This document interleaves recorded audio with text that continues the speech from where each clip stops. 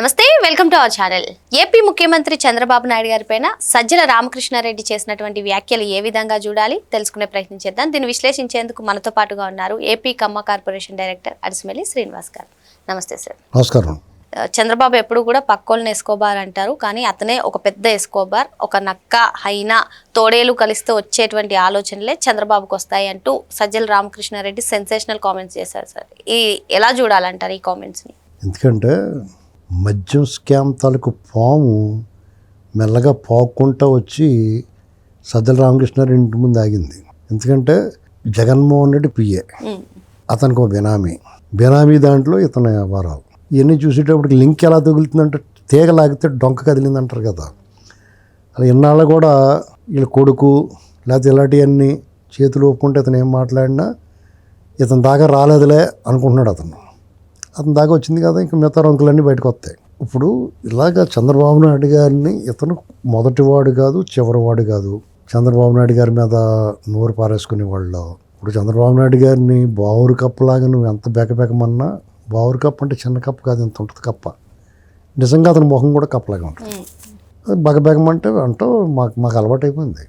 ఎందుకంటే చంద్రబాబు నాయుడు గారు కూడా దూషణ భూషణ తిరస్కారాలకు అతీతంగా ఉంటాడు, రాగద్వేషాలకు అతీతంగా ఉంటాడు ఆయన. మీరు కూడా అలాగ ఉండండి రా అన్నాడు ఆయన. అంచేత మేము అలాగ ఉంటాం, అందరూ ఉన్నాయి. పార్టీ వాళ్ళు అందరూ అలాగ ఉంటారు, కార్యకర్తలు అభిమానులు అందరూ ఉంటారు. కాసేపు నువ్వు ఇలాగన్నా అప్పుడు వంగదీసి 4 గుద్దేలు పెద్ద కానీ మాకు తర్వాత మళ్ళీ మా బాస్ ఇలాగ అన్నాడు కదా అని ఊరుకుంటాం. మేము భరించి సహించి మళ్ళీ ఎలక్షన్ వచ్చిన తర్వాత మీ ఓన్ మఠానికి తొక్కేస్తాం. అంతే మేము చేసే పని. నువ్వు అన్ని లక్షణాలు నువ్వు మాట్లాడిని నీతో కలిపి ఒక 1000 మంది మాట్లాడుంటారు అలా. కానీ ఆయన 4 సార్లు ముఖ్యమంత్రి అయ్యాడు, మళ్ళీ 5వ సారి కూడా ముఖ్యమంత్రి అవుతాడు. మీ ఓడు ఒక్క ఛాన్స్ అడిగాడు, ఒకసారి ముఖ్యమంత్రి అయ్యాడు, తర్వాత నువ్వు వద్దురా బాబు అన్నారు. కారణం ఏంటి? నీలాంటి పనికిమాలిన పోరంబోకులందరూ కూడా రాజకీయాల్లోకి వచ్చేసి నేను పక్కనెట్టుకుంటాం వల్ల నీ కొడుకుని వాళ్ళని ఉద్ధరించావు. నువ్వేం బాగుంటావు మొత్తం లాగేసుకుంటారు. నిన్ను ఏమీ తిన్నెవరు. వీళ్ళు సైలెంట్ కిల్లర్స్. నువ్వు వరుసుకుంటావు, వీళ్ళు పని చేస్తారు, ఖచ్చితంగా క్లీన్ చేస్తారు. నీ దగ్గర ఏమి ఉన్నవారు. నేను మొన్న మీరు నేనేదో ఫ్రస్ట్రేషన్తో యాదాలాపంగానో ఉక్రోషం పట్టలేకో ఈ ప్రభుత్వం మేమే చర్యలు తీసుకుంటలేదని ఆ కోపంతో నేను అడుచుకుంటున్నాను అని అలాంటి అనుకుంటున్నారు మీరు.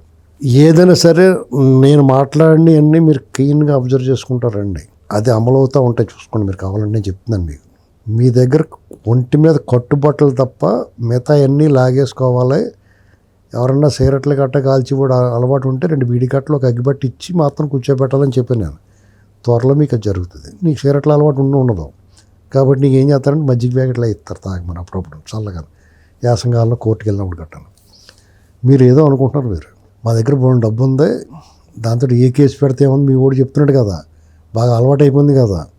16 నెలలు జైల్లో ఉండొచ్చి తర్వాత ఇన్నాళ్ళ నుంచి బయట తిరుగుతున్నాడు కదా, సహజంగా అలాంటి ధీమా ఉంటుంది. ఎందుకంటే ఎవడన్నా కొనేసాం మనం, ఎవడైనా సరే అవసరమైతే సెలవు పెట్టి వెళ్ళిపోతారు, లేకపోతే ట్రాన్స్ఫర్ చేయించుకెళ్ళిపోతారు. కానీ ఎవడం మనకి ఏమి ఏకంగా సుప్రీంకోర్టు న్యాయమూర్తి గారు అన్నాడు, న్యాయ వ్యవస్థలో కూడా అవినీతి పెరిగిపోయిందని. కాబట్టి నీలాంటి వాళ్ళు ఉండబట్టే అవన్నీ జరుగుతూ ఉంటాయి. అందరికి అపోహ కలిగింది. వాళ్ళమే కూడా నమ్మకం పోయిన తర్వాత ఏం చేస్తారంటే జనం ఏం చేస్తారంటే వాళ్ళే మీకు దబిడి కార్యక్రమం పెడతారు. మీ దగ్గర మాత్రం ఇప్పుడు ఏమవుద్దంటే జగన్ గ్యాంగ్ దగ్గర ఈ దేశంలో వాళ్ళ దగ్గర ఉన్న సొమ్ము మొత్తం లాగేసుకుంటారు. ఇతర దేశాలు ఎక్కడెక్కడ ఉందో ఐడెంటిఫై చేస్తున్నారు, దాన్ని కూడా లాక్కుంటారు. లేదా నువ్వే తెప్పించేలా ఏర్పాటు చేస్తారు. అప్పటి వరకు మీరు ఇలాగా ఎన్ని అరుచుకున్నా మాట్లాడినా అని చూస్తూ ఉంటారు. నీ కొడుకు పోతాడు రేపు మాప లోపలికి, పీట్రేగిపోయి గరగాట ఆడుతున్న రోజే వెళ్ళిపోద్ది. మీరు అందరూ లోపల కూర్చుని కవర్లు చెప్పుకోవాలి. అయితే మేమేం రిక్వెస్ట్ చేస్తున్నామంటే ఈ గ్యాంగ్ అంతా చోట పెట్టకుండా తలకో వైపునే ఏమని చెప్పాం.